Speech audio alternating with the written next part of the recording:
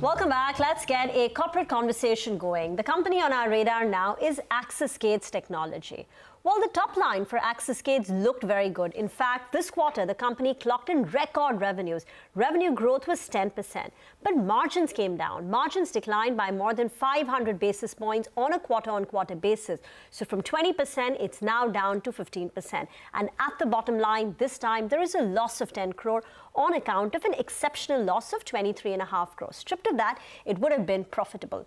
In the verticals, aerospace has done very well, but on the flip side, heavy engineering has been a bit muted.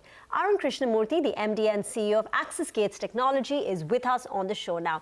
Mr. Krishnamurthy, afternoon, and thanks so much for joining in. First, if you could just explain this exceptional loss, is there any chance of you fighting back and getting a reversal, and has the entire amount been written off? Yeah, firstly, Reema, thank you so much for having me on the show. Good to speak to you as always. Firstly, I'd like to say that it's an excellent set of results because we've grown 26% year on year, 10% quarter on quarter. We're at 213 crore for Q3. Our EBITDA for 9 months is 93.6 crores, which has grown 130%. And that is more than what we did the last financial year. We were at 68 crores. We had mentioned in the Q2 results that, one of our defense businesses, there was an exceptional service billing because of which the margins were high.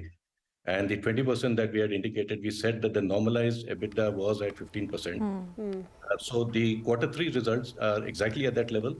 And this happens in the defense business because in defense, you have projects which are in R&D, projects which are in production. And when you go through the R&D phase, the margins tend to drop. When you go through production, the margins tend to increase. And really, the way to read the defense business is year on year rather than quarter on quarter. So from our perspective, it's been absolutely consistent performance. Of course, top line is excellent. And on the margins as well, we are exactly where we were. Like I said, Q2 is more to be read as 15%. And we had mentioned that after the Q2 as well. And the exceptional charge that you refer to, that is for the Mistral acquisition. And that is now done. So we concluded that end of December last quarter. So there's going to be no more charges on the balance sheet as far as Mistral is concerned. So going forward, it will be business as usual. Okay, all right. So that is on the margin picture and the bottom line as well. Mr. Krishnamurthy, can you speak to us about heavy engineering, which is 20% of your revenues, and that is the only segment which has seen a decline for you, if I can look at it both quarter on quarter and on a YOY basis. You talk about some headwinds here as well. This $5.1 million, that's the quarterly revenue from this segment. Does that stay? Will there be further slowdown that you're expecting in this segment? So I think there's a couple of reasons why this is less. One is that Q3 is traditionally a slow quarter for all engineering services firms. Some of our clients, they have plant shutdowns which last 15 days in December.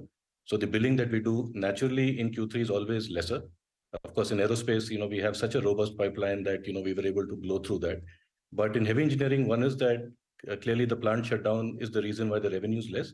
The second thing I would say is that given all the macroeconomic situation that's going on, if there is one sector out of all the verticals that we are exposed to, heavy engineering is probably a sector which is more, I would say, exposed to some of these trends. And that could be a reason where there could be some softness. Having said that, going forward, we're looking at how we can mitigate this. But clearly, Q3 is because of the plant shutdowns. So this quarterly run rate that we saw right now, is it something that you'll be able to maintain? Yes, that's correct. Okay, so at least $5 million of revenues from the heavy engineering vertical on a quarterly basis. Any update on the fundraise? I remember when we had spoken to you previously, you said you were talking to investors to raise 100 to 200 crores to write off your debt and raise some growth capital, and you were hoping to conclude the fundraise soon. Yes, that's correct. So we are still talking to investors. We already have 1 or 2 options on the table. We are, of course, pursuing those conversations. And it is moving in the positive direction. I think just on the debt as well, I need to sort of maybe break it down a little bit for you. If you look at the debt on our books, it's about 250 crores. 50 crores is working capital, and 200 crores was for Mistral. Now, what I must clarify is that as part of the acquisition of Mistral, we had an option to transfer shares, 3.5 million shares at a certain price. And if that had been the case, we had only taken on debt at 125 crores. Got it. But we believe in the value of our stock, and we decided not to dilute. And therefore, we took on additional 75 crores debt So what I want to say is that the 200 crores of debt for Mistral is a very conscious decision. And the conversation we are having with investors is very positive on the growth capital front as You well. said you have one or two options on the table when it comes to fundraise. What are these options? I can't talk about that now because we are still in final stages, but very positive conversations. And of course, the parties we are talking to won't want to be named as well, so we'll have to protect their confidentiality. So this financial year, you'll be able to finalize and fundraise, or this calendar year would be the deadline? We are hoping to do it as quickly as possible. Let me just put it that way. It's likely to happen this quarter. It could slip into next quarter as well, but we are looking at those kind of timeframes. So we're looking at either Q4 or Q1. Okay. The conversations and fundraise have been going on for a while, right? It's been a couple of months already since you first flagged it off. That's correct, but you got to remember that we had Christmas in between, New Year, so we had 20 days where there was no movement. And of course, we're talking to a few investors, so we are on the road all the time. That takes time. But I'm pretty positive because it's been, I would say, about 2 months, and that's sort of normal, right? I mean, it takes that long to those months. So, of course, we'll talk more about it when something is finalized. Last question before we let you go, Mr. Krishnamurthy. The normalized margins you said are at around 15%. But with Mistral acquisitions, what can Q4 look like? Because there the margins are around 20%. So, say 2 to 3 years, quarters down the line, would margins inch up from these levels? Yeah. So if you look at last year, we were at about 12%, and we have really done a good job, I would say, in taking it up to the 15% level. I think this will remain at this stage for some time to come. Having said that, our endeavor is, and this is our ambition, this is not a guidance, that in the next 3 years, we take it up to about 18%, which is the industry benchmark in terms of best in class for engineering services, not IT.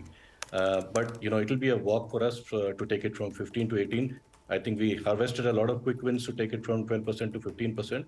Here onwards, of course, defense business comes at very good margins, but like I said, it depends on what life cycle the project is at. If it is a lot of R&D, that's where we invest. So then the margins are under pressure.